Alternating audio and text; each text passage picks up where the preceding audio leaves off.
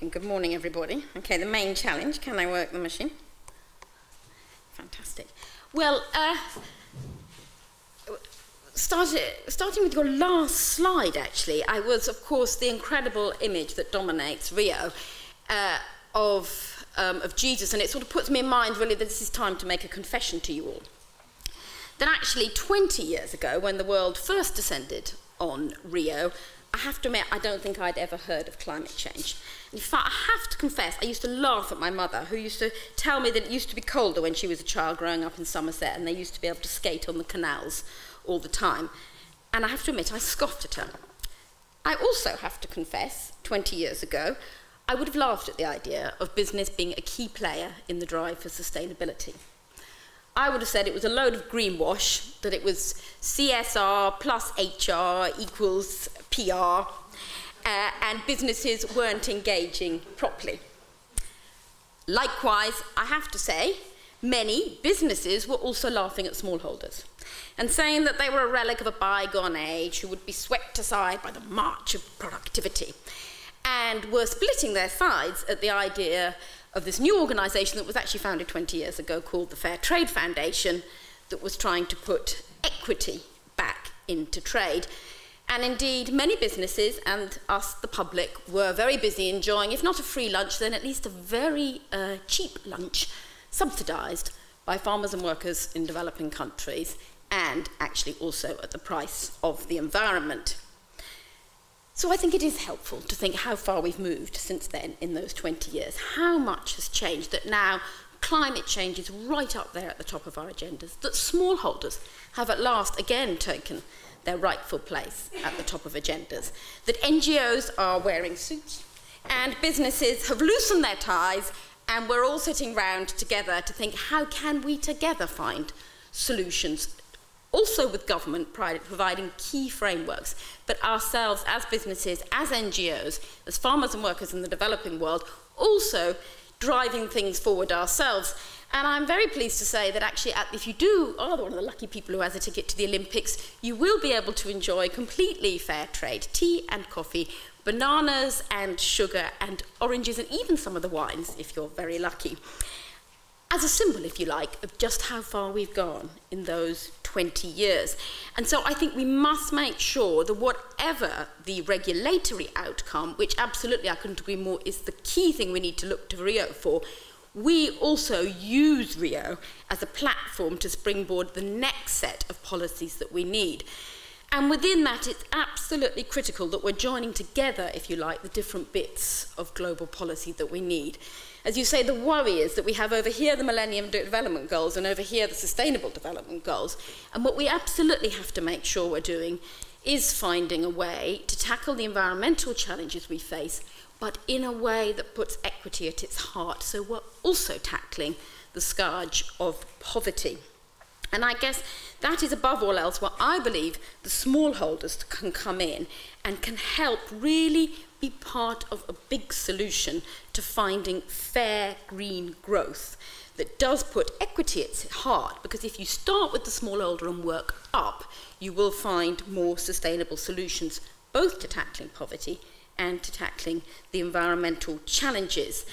And indeed, as a symbol of how NGOs and business have come together in that time, I must recommend to you a fantastic report from the Ethics Food Council on food justice, in which Melanie Leach, as the Chief Exec of the Food and Drink Federation, writes about just how much actually unites people right across the spectrum now, trying to find what are the sustainable solutions for the food industry, and how absolutely much equity must be at the heart of that.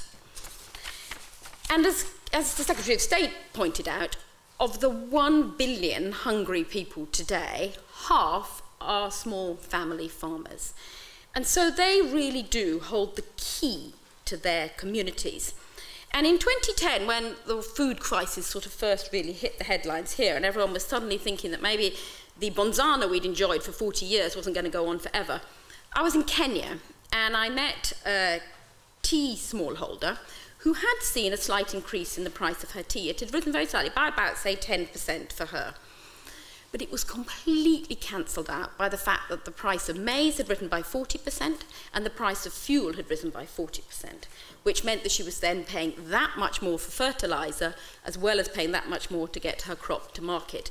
And that as a result, she simply could no longer make ends meet, and that she was actually going to stop fertilising her crop that year because she couldn't afford fertiliser, which of course is then a downward spiral. She will then produce less and less.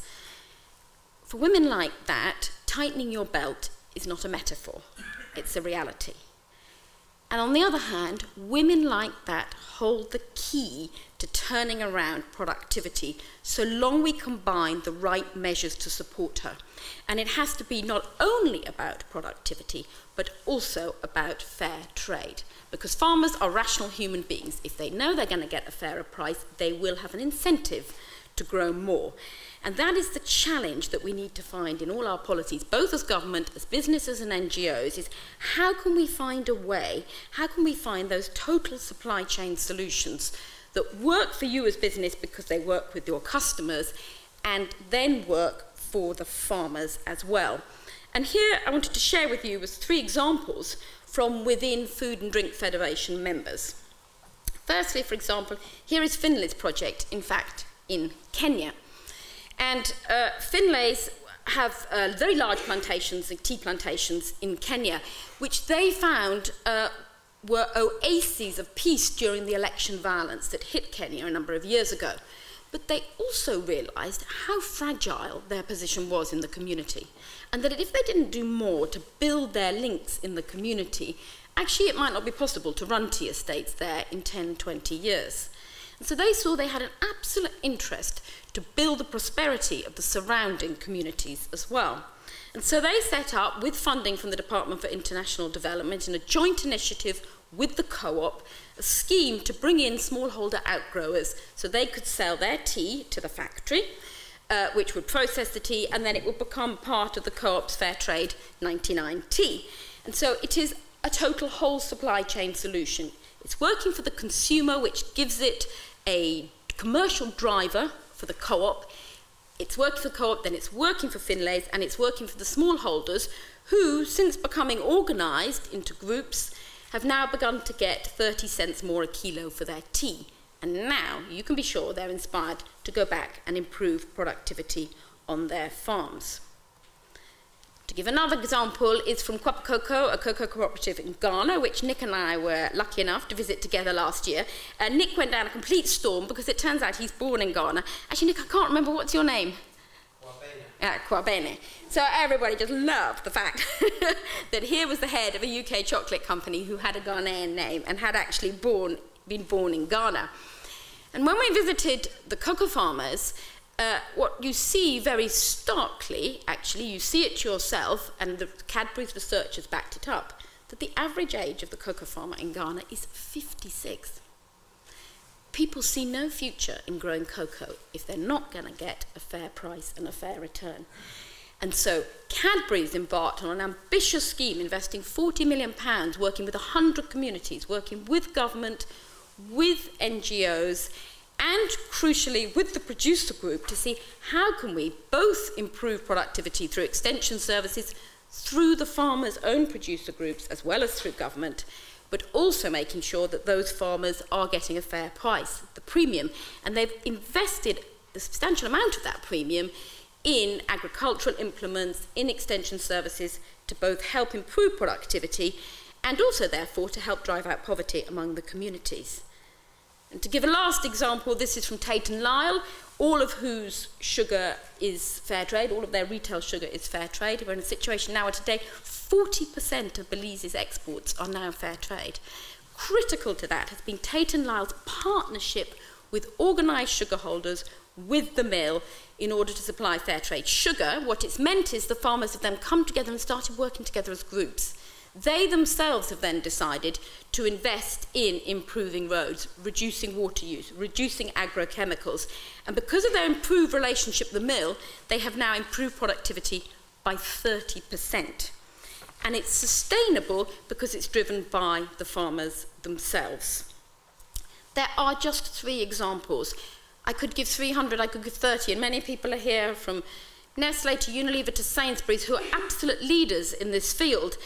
And actually, I was talking to Andrew Purvis, the journalist who's writing an article about this last week, and he was saying, well, it all sounds very optimistic then. And you think, on the one hand, there has been phenomenal change, and there is much that we can take inspiration from, but we also have to be honest that there is much that has yet to change. That so much of those stark statistics we heard from our first two speakers are, if you like, the slap in the face, that remind us that you are the leaders. You're the leaders, and there is yet still so far to go if to really pull the food and drink industry into really embracing sustainable green growth. And that's why I welcome so much and must congratulate the Food and Drink Federation on your ambitious 5 environmental goals and also on your commitment to working on ethical trade principles, which are absolutely critical that we have the two parts of it together, coming together. And it won't be easy. We know how difficult it is to work with smallholders. These are some examples, and of course, by the time you have a 1-second slot at a conference, it all sounds quite easy. You can be sure that, of course, behind all of those lie many complexities. And that's why we recently did some research with Twin Trading to look at what will enable smallholders to take their rightful place. And there were 4 key points that came out I'll just touch on briefly. Number 1, what the farmer said is, cash is king. The price is critical, but equally critical is timing and the availability of credit and pre-finance. There is a lot of micro-level finance, small loans for a woman to buy a goat. There's a lot of major credit, and there's nothing in the middle for a small farmer organisation who wants to borrow $100,000 for 2 years. And that's a gap that we need to fill. Transparency is key.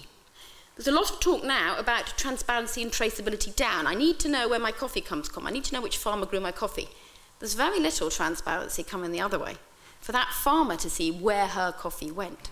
And of course, the minute you have that kind of transparency up the supply chain, of course then the farmers understand more about quality. They understand where their product's going, they feel empowered, and they can become much more part of finding solutions. Build, not bypass farmers' organisations.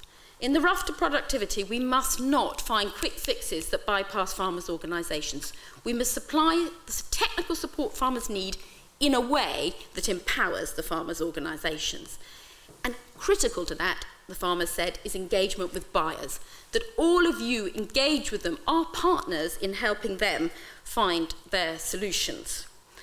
Those are just some of the findings of our research, and KPMG will be doing the next bit, is what will make it work best for business, so we can bring the two sides of the problem together.